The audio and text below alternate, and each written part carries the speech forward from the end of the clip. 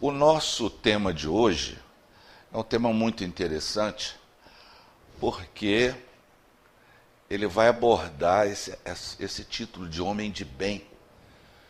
E a gente vai estudar alguma coisa que está incluso nesse tipo de tema. Mas para isso, nós vamos nos socorrer. Tá nítido para vocês aí? Que para mim, então, tem que fazer um exame de vista aqui. Então, isso que está em Mateus, é aqui embaixo, né? Mateus, capítulo 5, 44, isso aqui está no meio do Sermão da Montanha. Quando vocês entrarem em Mateus, no capítulo 5, no meio do capítulo, você pode ver que é 44, lá, está essa parte aqui. E que Jesus vai falar e Mateus anota: amai os vossos inimigos, fazei o bem aos que vos odeiam, e orai pelos que vos perseguem e caluniam. Vou pegar só essa parte aqui agora. Bom, vamos lembrar que quando Jesus pronuncia isso, a lei vigente não era essa.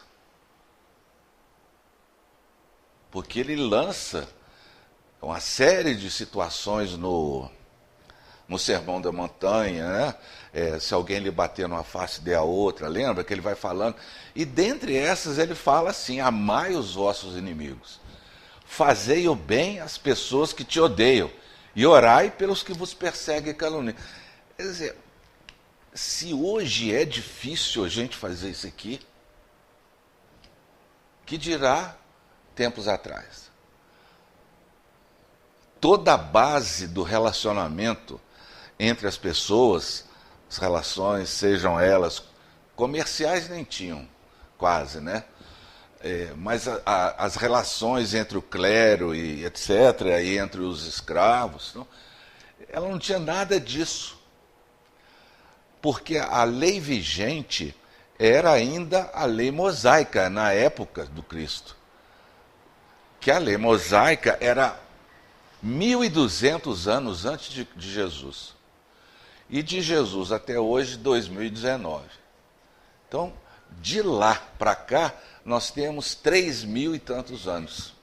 De Moisés para cá. Por que eu estou falando isso? Porque a lei que ainda vige no século atual não é essa lei que o nosso irmão estava falando na prece, né? Que a gente, os ensinos de Jesus, que a gente possa relembrar os ensinos. Mas só que os ensinos de Jesus na atualidade, nós trazemos em nós um ranço mosaico. Nós trazemos em nós um ranço mosaico, mas aferrado ao nosso psiquismo, sob a forma de instinto. A gente não consegue amar o inimigo. A gente não faz o bem para as pessoas que a gente odeia. E a gente nem ora pelas pessoas que nos perseguem e caluniam. O que a gente faz? Justamente o oposto. A gente fala: quero que ela morra. A pessoa não faz isso? Vou orar para uma pessoa que me fez mal? Quero mais é que ela se exploda. Falando o linguajar do poviléu mesmo. Por quê? Porque é difícil. Se ele falou isso há 2.000 anos atrás, é porque a lei que a gente traz é a lei de Moisés. Logicamente, adocicada com outras palavras, né? A gente não fala mais olho por olho, dente por dente. Modernamente, a gente fala assim: o vento que venta lá, venta cá, chumbo trocado não dói, o pau que dá em Chico, dá em Francisco, bateu, levou. Tudo isso, se você espremer, vai dar o quê? Olho por olho, dente por dente. É isso? Então, quando Jesus lança essa ideia na época, vamos imaginar o seguinte, que essa ideia que ele lança, isso não é ideia, né? É uma lei, a lei do amor, que ele está começando a lançar as bases da lei do amor. Essa lei é uma lei que rege o universo. O povo daquela época, e mais a gente também, mas principalmente o povo da época, assim não entendia. Por quê? Tanto é que Jesus, coloca uma condição, ele coloca, assim, um argumento muito lógico, que a gente não para pensar. Ele falou assim, ama os inimigos, fazei o bem e orai e tal, tal. Por que ele falou isso? Ele fala, porque se você amar somente as pessoas que te amam, que recompensa você faz disso? Não fazem assim também os publicanos? Se eu for gostar de quem gosta de mim, é a coisa mais fácil do mundo.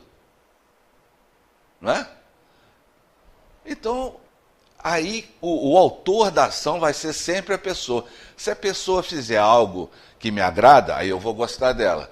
Se a pessoa falou bem de mim, eu vou gostar dela. Então, eu vou ficar sempre agindo em função do que as pessoas acham de mim, quando na realidade não é isso. Eu não vou ficar ao sabor das pessoas. Né? Então, se eu amar somente as pessoas que me amam, que vantagem? É fácil ser bom no centro espírita. Trocando em miúdos.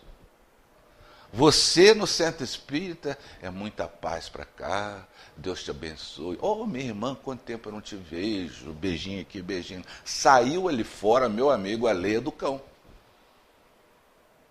Voltou a Leia do Cão. É fácil ser bom numa casa espírita. É fácil ser tolerante quando as pessoas estão com saúde. Tudo é bom quando tudo está bom. Quando começa uma dificuldade de doença aqui, ali, tal, a gente já vai perdendo a paciência, né? Enfim. Então Jesus coloca esse argumento. E esse argumento aqui foi muito usado numa música que um grande filósofo fez aí. Ele fala, de hoje em diante eu vou modificar o meu modo de vida. Naquele instante que você partiu, destruiu o meu amor. Agora não suporto mais negócio assim. De hoje em diante eu só vou gostar de quem gosta de mim. Quem é esse filósofo? Roberto Carlos, mesmo. É fácil eu gostar de quem gosta de mim. Agora, a grande pergunta, eu gosto da pessoa? A pessoa gosta de mim. Necessariamente, não sou obrigado a gostar dela. Então, entendeu? Eu vivo sempre no pressuposto do que as pessoas acham. Então é difícil. Amar quem me ama é a coisa mais fácil. Agora eu quero ver, eu amo essa pessoa. Isso é uma coisa. A outra, se é fácil amar, a nossa premissa é amar os inimigos. E Jesus foi claro. Ele não teve assim adocicamento nas palavras. A gente tem que amar o inimigo, ou seja, aquele que não gosta de mim, aquele que me persegue, aquele. Ele fala justamente o oposto. E é por isso que nós temos intelectualmente a compreensão que a gente deve fazer isso. O intelecto, a cognição que nos faz criaturas da atualidade, entende que nós devemos amar, fazer o bem, tal, mas nós não conseguimos, porque uma coisa é o intelecto, a outra coisa é a nossa parte moral, que a gente não consegue ainda. E ele vai falar, se você saudar somente os vossos irmãos, que fazei mais que os outros? Se eu saudar as pessoas que eu conheço, o que eu vou fazer? Não fazem o mesmo os pagãos? Aí ele vai falar, Jesus, sede, pois, vós outros perfeitos, como perfeito é o vosso Pai Celestial. Quando ele fala isso tudo aqui, a gente tem que caminhar para essa direção da perfeição relativa. Por quê? Porque ele sabe que isso aqui é difícil. A gente não consegue fazer. Mas ele aponta que não sede, pois, vós outros perfeitos, como perfeito é o vosso Pai Celestial. Muito bem. Mas para isso, deixa eu te fazer uma pergunta para vocês. A gente adquire ou conquista virtudes? Para isso tem que adquirir ou conquistar virtudes? Para ser perfeito. Como que a gente usa o verbo?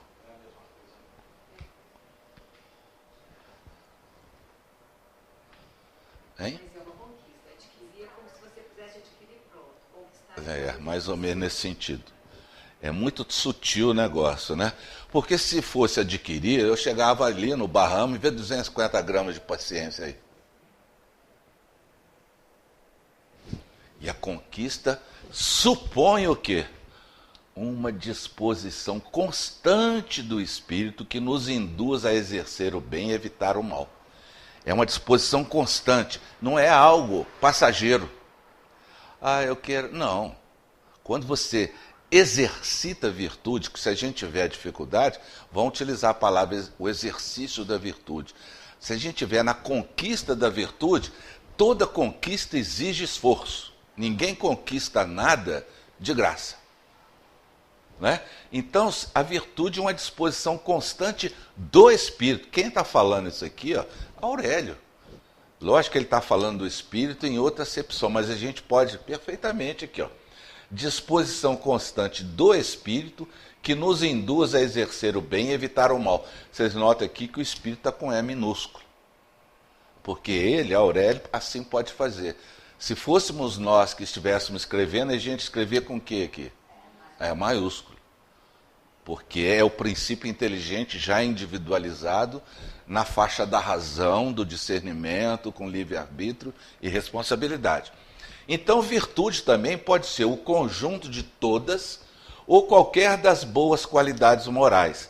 Virtude pode ser uma ação virtuosa, austeridade no viver, castidade, pudicícia, etc. Vamos lembrar uma virtude. Qual que vocês acham? Me dá um exemplo de uma virtude. Hein? Aí eu faço a seguinte pergunta. Honestidade é virtude ou é dever?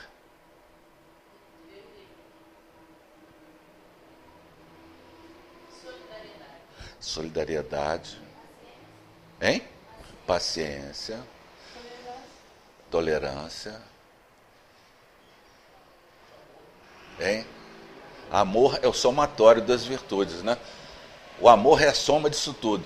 Porque antigamente, como a gente não sabe definir o amor direito, não sei se vocês se lembram, não é da minha época não, mas assim, amar é, aí tinha uma opção de coisinha, tinha uns, não sei, uns botões, a pessoa colocava no caderno, né? Amar é, aí falava, amar é isso, enfim. Quando a gente vai falar, se eu pegar uma folha em branco aqui e outra aqui, e se nessa da minha esquerda eu for colocar as minhas virtudes e na outra, a minha direita, eu colocar as minhas dificuldades, qual que eu vou preencher primeiro? Se fosse vocês. Hein? Imagina, estão imaginando? Tem cada um na frente, mentalmente, de cada um tem duas folhas. Na folha da direita de vocês, vocês vão colocar aqui as suas deficiências. Tá? E na esquerda, as virtudes. Qual que vocês vão preencher logo de cara, sem problema nenhum? Porque as dificuldades, porque a virtude é a conquista. E aí, gente, pensa bem antes de falar. Qual que vocês vão preencher primeiro? Virtudes que nós já temos. E quais as dificuldades que nós já temos? Qual que vai ser primeiro? É porque a gente quer responder uma coisa e o ambiente aqui pede que a gente fale outra. Mas nós temos que fazer a realidade que nós somos. Qual que a gente faz primeiro? Hein?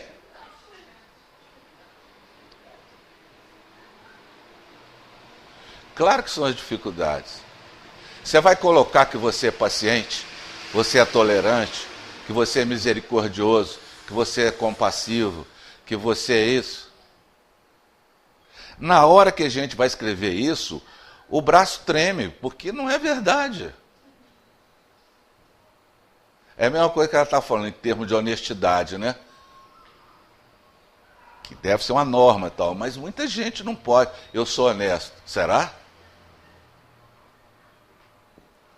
Então, por quê? Porque vou dar um exemplo só. Por exemplo, a pessoa fala, eu sou paciente. Escreve lá, eu sou paciente. Mas só que a paciência ela não é a mesma para todas as ações que a gente sofre na vida. Você pode ter paciência, sim, para aguardar alguém no telefone com aquela musiquinha, falar, espera um pouquinho, que daqui a pouco, aí fica aquela musiquinha. Aí você ficou ouvindo. Aí daqui a pouco a pessoa vem e fala, pois não, tal. Bom, você foi paciente. Você é paciente quando está esperando o ônibus e você vê no ponto que o ônibus está vindo lá. Então você está paciente, tranquilo. Agora, entra numa fila de banco, pega a senha e fica lá. Aí chama lá os idosos, chama lá o pessoal que tem o cartão de crédito e tal, e chama outro, o seu número nada. Você está paciente, fala, daqui a pouco, graças a Deus, o meu número vai lá. E não chama, demora. Aí você começa a ficar um pouco, sabe como é que é? Faz assim e tal, fica lá na internet, daí o tempo passa, até que alguém do lado fala, nossa, hoje está demorando, né? Aí deixa, que você estava precisando.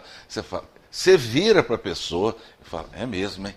Eu estou com pressa. Aí começa um diálogo, eu estou com a pressa danada, logo hoje que eu estou precisando assim, e dali se estabelece, e quando você pega, você está conversando com ela, mas no sentido da impaciência.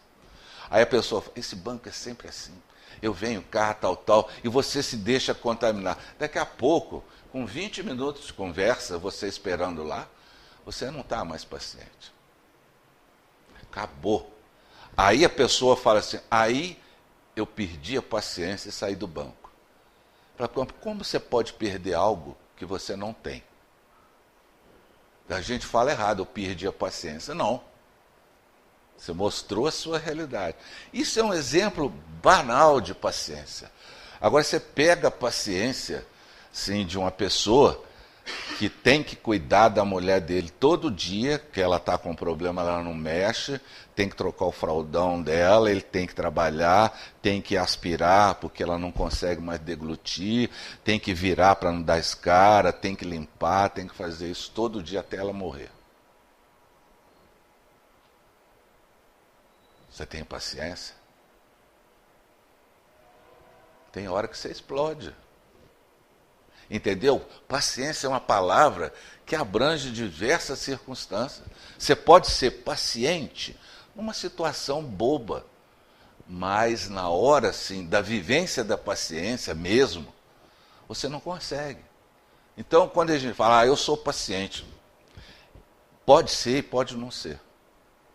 Né? Porque é interessante como os nossos valores se modificam quando a gente vivencia situações novas. Por exemplo, uma pessoa que está em fase terminal, a gente pode dizer o seguinte, eu nunca ia pedir para alguém morrer, em sã consciência. Mas quando aquela pessoa está 10 anos naquela situação difícil, né, um Alzheimer, aquele negócio, passa pela cabeça das pessoas o seguinte pensamento, Deus podia levar. Então a gente passa para Deus, por quê? Porque a pessoa não aguenta mais não poder fazer nada por aquela pessoa, ele não pode fazer nada. Então essas ideias passam pela cabeça. Se desencarnasse seria um alívio tal para todo mundo, e não é errado pensar assim. Porque nós temos um limite. E a gente muitas vezes quer que a pessoa fique do nosso lado sofrendo, ao invés da gente despedir da pessoa e liberar a pessoa. Não aprisionar no nosso egoísmo. Se essa pessoa for embora, o que vai ser de mim? Como que eu vou viver sem a presença dela? Mas a presença dela é um pássaro engaiolado ali que está doido para levantar voo. E a gente aprisionando. No dia que a gente liberar as amarras mentais, agradecer pelo que aquela pessoa foi para nós, ela vai desencarnar tranquila. Então a paciência tem esses dois caras. Vocês estão entendendo onde que eu estou querendo chegar? E nem sempre, tolerância, você tolera, por exemplo, você quer ver uma faixa de tolerância? A reunião começa às 8 horas, mas tem uma tolerância de até 8h15, vamos supor, não é isso? É uma tolerância natural, atrasou o ônibus. Mas se a pessoa chegar às 8h20, você não vai deixar ela entrar? Ainda mais uma reunião pública. Vai entrar. Você pode ter uma tolerância, uma criança te xingou. Você vai tolerar por quê? A criança, ela não sabe. Agora, se um adulto te xingar, você fala, meu amigo, por que você me xinga? O que eu fiz? Entendeu? A verbalização é outra, a mesma coisa. Muito bem. Então Jesus, aí, o Kardec, na pergunta 893 de O Livro dos Espíritos, vai perguntar qual é a mais meritória de todas as virtudes. Qual que vocês acham? De todas, mais ou menos, que nós falamos aí, qual que é a mais meritória? O Enem, hein? Vai cair isso no final do ano aí, ó. Qual é a mais meritória de todas as virtudes? Nós falamos umas 8 só, né?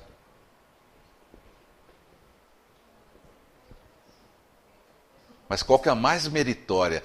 Olha, porque Kardec é profundo nas perguntas dele. Ele não quer saber se o que o Espírito vai falar é essa ou essa, não.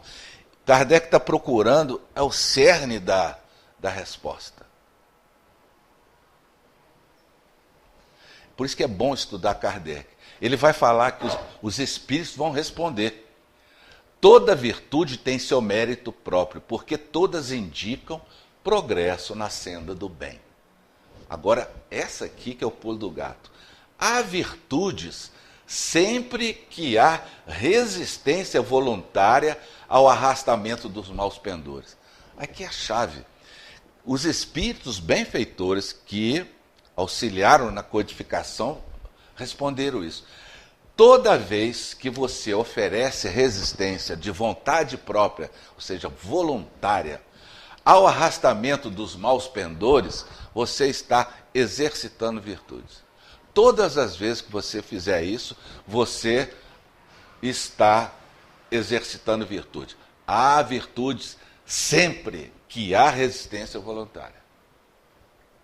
Se eu tiver com raiva de alguém e aquela pessoa passar na rua e olhar, tiver um pensamento mal, se eu evitar aquilo e pensar, eu estou naquele momento treinando uma virtude. Porque eu estou, de maneira voluntária, indo contra o arrastamento dos meus maus pendores, que é pensar mal dela, vibrar negativamente para ela.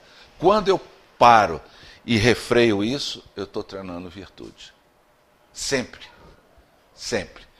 Agora, a sublimidade da virtude está no sacrifício do seu interesse pessoal pelo bem do próximo, sem pensamento oculto. E a mais meritória é que se assenta na mais desinteressada caridade. Então, o que a gente vai perceber? Todas as vezes que eu fizer algo abrindo mão das minhas necessidades, das minhas coisas, em benefício do outro, eu estou exercitando virtude também. Porque é o desinteresse pessoal. Não é eu vou fazer o bem para aquela pessoa, porque aquela pessoa é bem relacionada, ela vai ficar me devendo algo. É uma troca. Porque se for pensar assim, nós nunca vamos fazer nada em benefício do pobre, do outro. Porque o que ele pode dar para a gente, em termos de interesses? Estou dizendo da pessoa que pensa dessa forma. Então, no sacrifício do interesse pessoal pelo bem do próximo, é que está a sublimidade da virtude. Está fazendo sentido até agora? Estou achando vocês meio murchos. Assim, murchinhos um pouco, hein? E qual o sinal mais característico da imperfeição? Ao contrário, né? É o interesse pessoal. É o apego às coisas materiais, constitui sinal notório de inferioridade. Por quê? Quanto mais eu me apego aos bens deste mundo, tanto menos eu vou compreender, no caso eu compreendo, o meu destino. Pelo desinteresse, ao contrário, eu demonstro que encaro de um ponto de vista mais elevado o meu futuro. Lógico, se o meu pensamento só está assentado nas coisas que eu tenho e que possuo, todas as vezes que eu deixo de ter aquilo e possuir aquilo, eu vou sofrer. Mas, na realidade, essa é a parte mais externa de mim. Uma roupa para me agradar. Eu não preciso. Se eu tiver uma toalha, alguma coisa do frio, é isso que vale. Mas aí entra todo o mercado atrás. O que vale não é o corpo. O corpo vai ficar aqui. O corpo é uma roupa que a gente usa para ficar aqui 70, 80, no máximo 100 anos nesse planeta. Porque nós não somos isso. Nós somos espírito, com E maiúsculo. E a nossa pátria não é aqui. Nossa pátria é no plano espiritual. Então nós vamos fazer agora essa viagem, saindo do egoísmo para a caridade e do orgulho para a humildade. Por quê? Por que a gente fala viagem? Porque nós estamos lá no Moisés ainda, mas só que a gente não está com aquelas roupas daquela época. A gente está de terno, de carro. A aparência é uma, mas por dentro nós somos aqueles mesmos. Não foi falado de Elias e Jesus aqui, né? Elias e Moisés. Na transfiguração, na leitura que o Renato falou. Então nós estamos naquela época ainda lá, mas só que televisão, celular, tranquilo. E aí, no capítulo 17, no seu item 3, Kardec, no Evangelho segundo o Espiritismo, vai trabalhar o homem de bem, que é o título da nossa fala de hoje.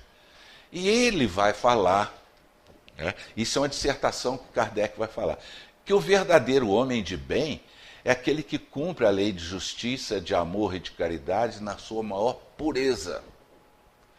Se ele interroga a consciência sobre seus próprios atos, ele vai perguntar a si mesmo se ele violou essa lei, se não praticou o mal ou se fez tudo bem que podia. Aqui merece uma reflexão, né? Porque nem sempre o bem que a gente fez é o bem que a gente deveria ter feito, porque a gente fez um pedacinho do bem, que a gente deveria ter feito mais.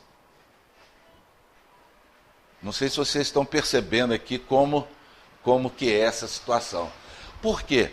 Quando uma pessoa pede na sua casa um prato de comida, você vai ofertar, ela vai aceitar. Então você fez um bem. Mas será que você fez todo o bem que podia? O que a gente poderia fazer a mais? Vou imaginar a cena. Cada um está na sua casa, bate uma pessoa, esquece que muitos moram em edifício, que hoje você não pode, né? Lá mesmo do interfone você já dispensa a pessoa. Mas vamos supor que cada um mora numa casa. Alguém pede um prato de comida. Você fala, um momento, aí entrega. Você fez bem, não fez? Mas você fez todo o bem que podia? O que está faltando? Eu estou chatinho hoje, eu sei. Isso é uma virtude que eu estou treinando. Eu estou reconhecendo que eu estou chatinho. Mas é o único jeito da gente trabalhar com a gente mesmo. Fazer reflexões. Por que eu não fiz todo o bem que podia? Você não deu um prato de comida?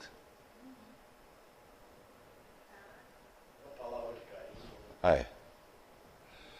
O mundo hoje está tão agitado que a gente fala, pega o prato e fala assim, depois que se acabar, deixa aí que eu vou pegar. Você não quer mais saber daquela pessoa.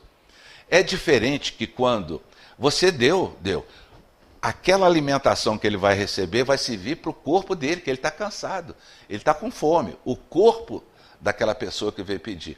Mas se você chegar e falar assim, nossa, o negócio está complicado, né? Você tem andado muito, como é que é? Tá? Dá um toquezinho nele, para ele poder falar dele. Porque são os invisíveis sociais, ninguém conversa. A partir do momento que você troca uns 5, 10 minutos de conversa, falando de certas coisas, você, ao mesmo tempo que ele está se alimentando, você também está alimentando ele como espírito. Palavras consoladoras, isso não, vai dar tudo certo. Você pode até ajudar. Falar, eu estou sentindo uma dor, você já foi em tal lugar lá, procura um médico e tal. Porque o que a gente tem de conhecimento é ferramenta de trabalho. Eu conheço um médico, conheço um local que dá remédio. E isso é o bem que você pode fazer. Olha lá, é o bem que você podia. Porque a pessoa pode falar o seguinte, eu não fiz nem o bem nem o mal. A pessoa está tudo bem com ela? Eu não fiz nem o bem nem o mal. Eu não fiz o bem, mas eu também não fiz o mal. Isso é desculpa.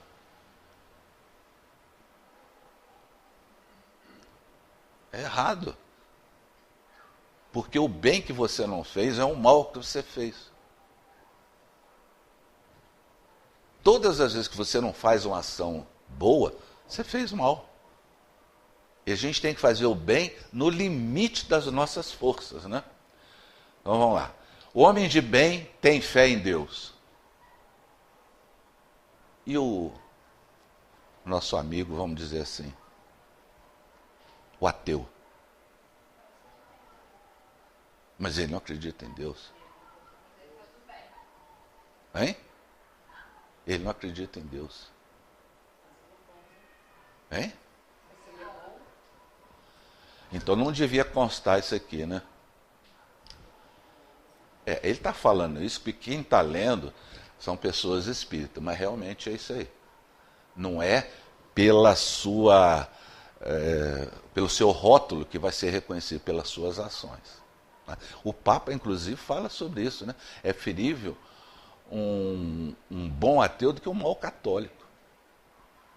Porque o que vale são as intenções. O homem de bem tem fé no futuro. Ele é otimista. Por que ele é otimista? Porque ele prevê situações felizes como espírito imortal que ele é. E por aí vai ela. O homem de bem sabe que todas as vicissitudes, né, que nós temos na vida são provas e expiações e que a gente as aceita sem murmurar. Só que a gente murmura o tempo todo. Quando a gente reencarna, a gente não se lembra que se comprometeu pelo nosso passado, pelas propostas que a gente quis fazer de experimentar outras, assim, algumas alternativas, e depois a gente fala, não é possível que eu pedi isso para mim. Pediu. Né? Porque o nosso esquecimento não faz a gente lembrar disso. Então a gente fica reclamando, Deus, por que... E pede na prece, pede no centro, para a gente melhorar. Quando na realidade a cura da alma está na doença do corpo. É um negócio difícil da gente aceitar. Mas é porque a gente não tem. O homem de bem faz o bem pelo bem, sem esperar recompensa. Ele é bom, humano, benevolente para com todos, sem preferência de raças nem crenças. Respeita nos outros todas as convicções sinceras e não lança anátema àqueles que não pensam como ele. Isso aqui hoje em dia está... Todas as fake news estão aqui, ó. Toda da internet. É o contrário disso aqui. O homem de bem respeita as convicções dos outros e não lança anátema àqueles que não pensam como ele. Não bombardeia. A caridade é o guia do homem de bem. E assim ele vai falando. O homem de bem não tem ódio, nem rancor, é indulgente, não se compraz... É isso aqui que eu estava querendo dizer do fake news. Ele não se compraz em procurar os defeitos alheios e nem colocá-los em evidência. É isso aqui.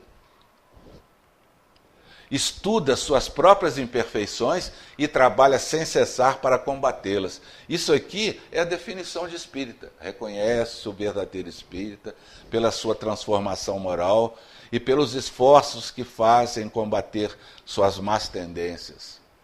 Reconhece o verdadeiro espírito. Então, ele vai dizer, né, que todos os seus esforços vão dizer que amanhã traz em si alguma coisa melhor do que hoje. Como hoje trouxe alguma coisa melhor do que ontem. É assim que a gente deve perseguir as ocasiões, né? E por aí vai. Usa, mas não abusa dos bens. Nas relações sociais, se alguns homens se encontram na sua dependência, ele trata-os com bondade e benevolência, porque são seus iguais perante a Deus. O homem de bem não tripudia em cima da pessoa que lhe é subalterna, economicamente ou hierarquicamente falando. Isso é difícil. Quanto mais você sobe numa empresa, mais você tem o prazer, o sadismo de pisar nos outros. Porque o poder envaidece. Você gosta de ser chamado de doutor, Você entra no banco, as portas abrem para você. Você entra na sua sala de trabalho, tem sempre um cafezinho, alguma coisa. Um puxa-saquismo total, né? Mas enfim. O homem de bem, enfim, respeita nos seus semelhantes todos os direitos que lhe são assegurados pelas leis da natureza, como desejaria que os seus direitos também fossem respeitados. O que a gente está vendo hoje em dia, não existe direito nenhum líquido e certo, né? Então, ele vai falar nesse livro, Kardec, essa não é a relação completa das qualidades que distinguem o homem de bem. Mas quem quer que se esforce para possuí-las, as qualidades, estará no caminho que conduz as demais. Isso aqui é só uma introdução. Aí vem esse slide aqui. O que esse slide está diferente?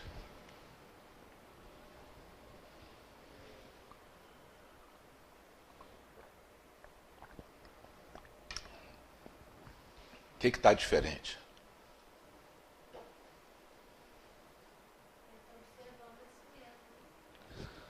Pois é, mas como é que ele está observando a si mesmo, né? Com que finalidade? Para estudar a si mesmo?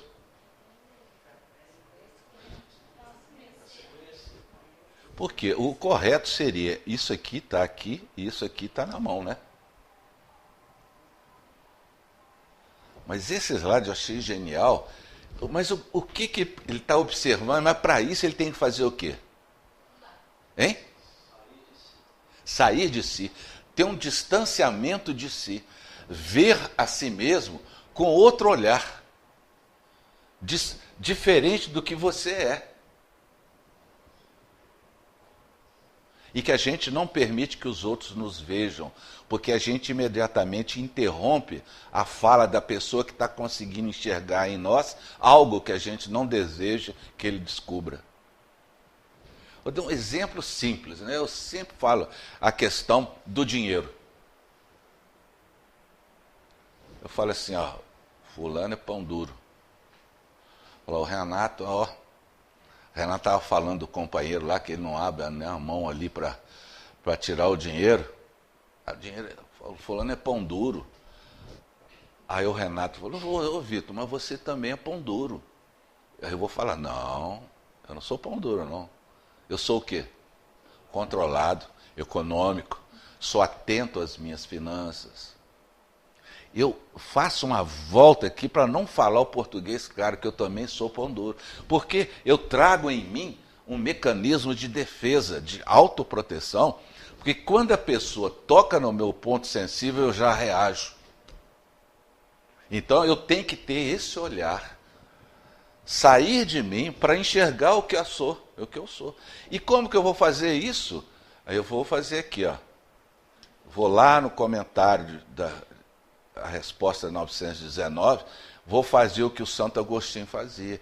Todo dia ele fazia, antes de dormir, ele passava em revista os dias dele. O que ele fez, o que ele deixou de fazer, por que ele fez daquela maneira, por que não fez de forma diferente, e vai. E aqui é a chave.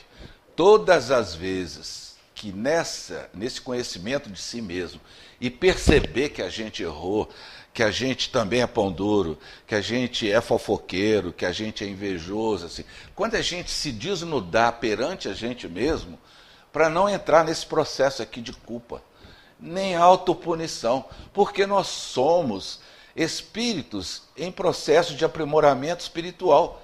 E se eu fiz algo infeliz, eu vou retificar aquilo. Pronto. Não vou poder me castrar, me punir, pecado. Você lembra daquele filme Em Nome da Rosa, que o cara ficava chicoteando ele mesmo? Ele estava punindo o corpo. Na minha realidade, o corpo estava obedecendo a ele, espírito que estava encarnado naquele sacerdote, então ele estava punindo o corpo. Não adianta. A partir do momento em que ele observa em si certas dificuldades que não estão condizentes com os evangelhos, e com o estudo que Jesus fala a respeito do próprio Sermão da Montanha, sem culpa. Não vou ficar me punindo, não, sem autopunição. Eu vou me perceber uma pessoa, falei, eu errei, não vou errar mais, vou envidar esforços para não errar mais, porque eu sei que eu vou errar, mas eu não vou errar tanto. Jesus fala assim, errar faz parte da natureza humana, mas a permanência no erro é que é maligna, é que é ruim. E aí, para isso, a gente vai usar a vontade. Só nós, encarnados, espíritos, nós temos vontade. O animal não tem vontade. Então, a vontade é o meio através do qual a gente supera os impedimentos de ordem física e moral, tornando-nos criaturas melhores. A vontade é utilizada em tudo. Até para você ganhar um campeonato de Fórmula 1, de campeonato de corrida, você precisa ter vontade. Disciplina, acordar de manhã, treinar, sujar disso aqui. Se você não fizer isso, não adianta. Ah, eu queria ser um corredor, eu queria ser um Hamilton. Mas vai treinar de manhã na chuva, vai treinar, né? É isso, é a vontade. Muitas vezes você quer ficar em casa, não, você tem que ir lá. Nadar, você tem que nadar, chova, faça sol, você tem que nadar. E vai, bate um recorde, vai, volta, quantas vezes foram necessárias, mas você está lá. E essas ciladas da mente é aquelas que eu falei, dos nossos mecanismos de proteção. A gente se protege, a gente não se desarma, porque a gente quer parecer que é melhor. Por isso que eu estou falando que é fácil ser bonzinho na casa espírita. E é o exercício diário aqui, ó. Diário, é exercício. Adquirir ou conquistar? Conquistar virtudes. Então, a disciplina antecede a espontaneidade. Tudo que é espontâneo em mim foi fruto de uma disciplina anterior. O falar, o caminhar, o alimentar. Até a ida ao banheiro é fruto de uma experiência, porque o controle dos esfíncteres a gente realizou quando era criança. A criança não tem controle sobre o esfíncter, tanto é que ela usa fralda direto. À medida que ela vai crescendo, ela vai controlando os esfíncteres. O que é isso? É a disciplina que torna o ato hoje espontâneo. Escrever, dirigir, teclar no computador. Às vezes, eu fico assim, quando eu vou no banco, a pessoa fala, qual é o seu CPF? Eu vou falando, a pessoa fica olhando para mim assim. Eu falei, gente, essa pessoa está brincando comigo. Eu falei, você errou aí. Ela falou, não, está tudo certo. Eu falo brincando, né? Eu falei, mas você consegue fazer? Eu já sei, o teclado está na minha mente. O dedo já vai direto para o número que ela ouviu. Olha que coisa maravilhosa. Se eu falar 5, o dedo dela entende 5 e aperta a tecla 5, aonde que ela está lá. Esse pessoal do, como é que chama? Não é só de banco, não, da loteria. Pá, pá, pá, pá, pá. E fica olhando para você. Eu falei, essa mulher está brincando comigo. É uma disciplina que ela teve que aprender, que ela fica espontâneo. Eu falei, você não dorme com isso assim? Não, no começo a pessoa fica assim, né? Mas é isso mesmo. E para completar, que já estamos chegando ali, um exemplo do Benjamin Franklin, aquele do para-raio, lembra que foi presidente dos Estados Unidos? Em 1726, ele estava com 20 anos. Então ele bolou um sistema para desenvolver o seu caráter, algumas virtudes que ele chamava, né, na sua biografia. Ele listou 13 virtudes, que eu não vou querer ser perfeito, porque ninguém consegue ser perfeito. Se a gente escolher só a paciência, essa encarnação, nós temos trabalho para muitas encarnações aí, só a paciência. Esquece vaidade, só paciência.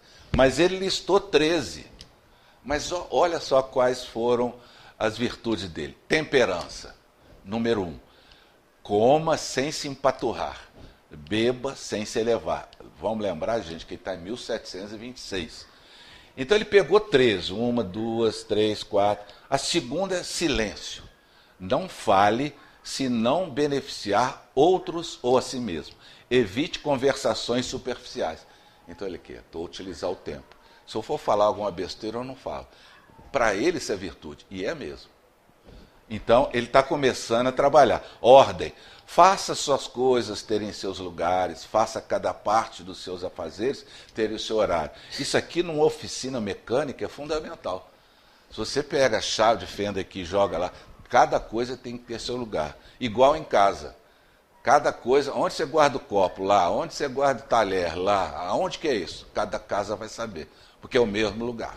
Né? E ele vai falar aqui, ó, resolução, decida quais ações realizar, frugalidade, não crie gastos, exceto para fazer o bem.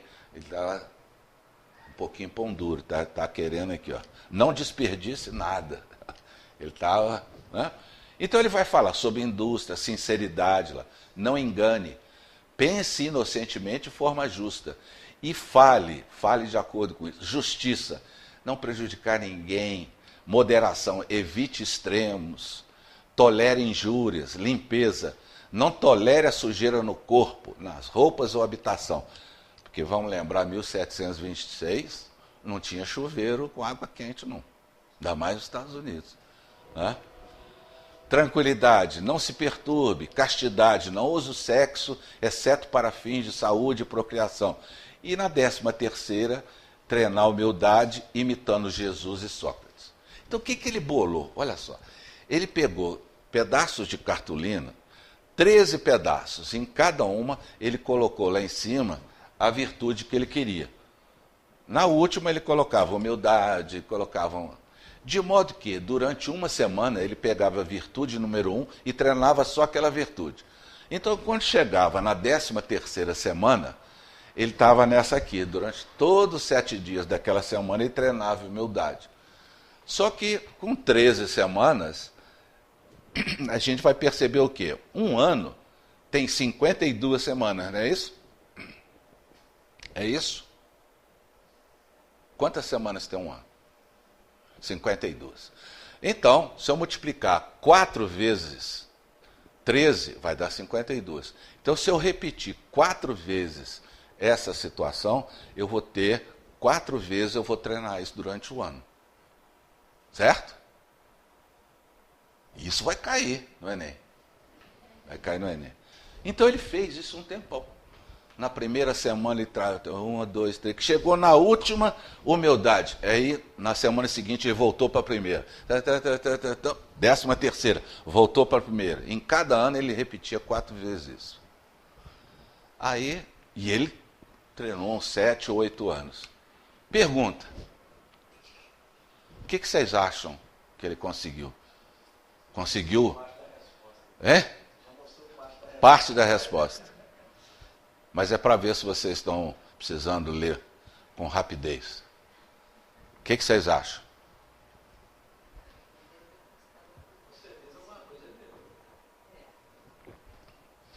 Mas ele conseguiu?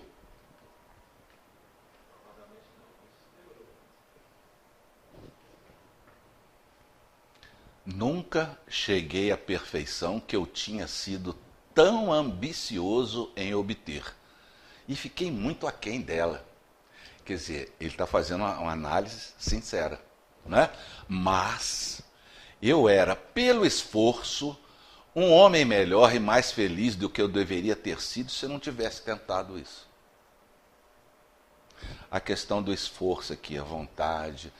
O que é virtude? É o esforço que o espírito faz em adquirir ou conquistar, no caso, virtudes.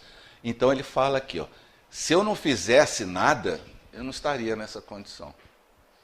Então eu sou um homem diferente, melhor, se eu não tivesse feito nada. A mesma coisa no final dessa encarnação, só que a gente não vai ter essas fichinhas, elas estão no nosso arquivo. Como é que foi essa sua encarnação? Eu falei, eu acho que fui bem, ganhei, passei assim 0,1, tal, então valeu a pena. Vamos ver onde eu fui 0,1 melhor do que eu deveria ter se eu não tivesse tentado nada. E não se conformar, não, agora que eu sou espírita, eu vou deixar para a próxima, vou pagar em suaves prestações. Né? A nossa proposta, gente, é sair desse círculo vicioso que a gente está. Tipo o quê? A gente faz as coisas sem saber o que está fazendo, a gente faz por costume, a gente não medita, não reflete, não faz algum tipo de análise, não estuda, e a gente vai vivendo do jeito que a vida quer que a gente viva. A gente não é autor da nossa própria existência. Se a gente fez o bem, é um bem por susto, por acaso. Porque a maioria das vezes, a nossa tendência é repetir os nossos deslizes, os nossos erros, que vêm lá de trás e que nós já os conhecemos e nós já acomodamos com ele. Então, quando a gente fala do homem de bem, é aquela proposta de a gente sacudir uma situação desagradável, que é esse círculo vicioso, que a gente não vai a lugar nenhum, não progride, fica aqui, ó, andando em círculo, não evolui, fica andando assim, ó, almoço, tomo café, ou tomo café, levo a criança no colégio, vou aqui no Dom Pedro, tomo passe, assisto uma palestra, no dia seguinte faço a mesma coisa. Na outra quarta-feira estou aqui de novo. Nesse meio tempo, o que eu faço? A proposta é isso aqui, ó, entrar numa espiral ascendente, fazendo essas reflexões, fazendo esses treinamentos que vão exigir da gente, que a gente saia da zona de conforto. Por isso que a gente não quer ousar nada novo, porque vai incomodar a gente mesmo. Mas se a gente fizer uma leitura nossa igual aquele slide, a gente vai começar a sair do patamar aqui, ó, para um patamar de amplitude, de uma espiralação do nosso caminhar, no sentido ascendente. E à medida que a gente vai tendo maior, o círculo vai aumentando e a gente... Entenderam a percepção aqui? Que tem que valer a pena. É a mesma coisa que eu ficar parado num degrau da escada. Não vão confundir com escada rolante, que a escada rolante te leva até um determinado ponto. Mas a escada de Jacó, né, aquela simbologia, aquela metáfora que vai fazer com que o homem vá até o céu, ele tem que pôr o pezinho esquerdo aqui, tem que pôr o pezinho direito aqui, tem que subir. É o esforço próprio. E cada um vai ter que fazer essa subida. Né?